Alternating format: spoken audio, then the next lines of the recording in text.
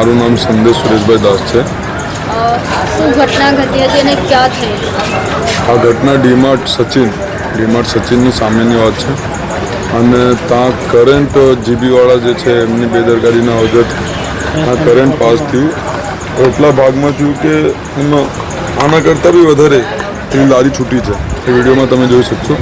એના કરતાં વધારે બી એને કરંટ પાસ થયું અને એને છોટી ગયો ત્યાં અને ત્યાં એનું મોત થઈ ગયું. કેટલા વર્ષનો હતો અને 21 વર્ષનો હતો. હવે એમના ઘરે જે એના પપ્પા હતા એમનાથી હવે કામ કરાય એવું ના હતું. તો પહેલાં 2-3 વર્ષ પહેલાં જ એ ભાઈએ કામ કરવાનું એટલે પાણીપુરી વેચવાનું ચાલુ કર્યું હતું. અને એમના નાના ભાઈ બહેન છે જે લોકો ભણતા જ અત્યારે એમનો અભ્યાસ ચાલે છે. હવે એ લોકો એમના પર જ નિર્ભર હતા. હવે એ તો આજે રહ્યો નહીં. જેનું મોત થયું છે નામ શું છે? અભિષેક કુશવાહ. કોની બેદરકારી લાગે છે? હવે સાહેબ તમને વિડીયો તમારી પાસે છે. જીબીવાળાનો એ જે થાંભલો છે નાનો છે, આખી નાનો. ચાલો આજે એનો થયો, કાલે કોઈ બીજાનું થશે.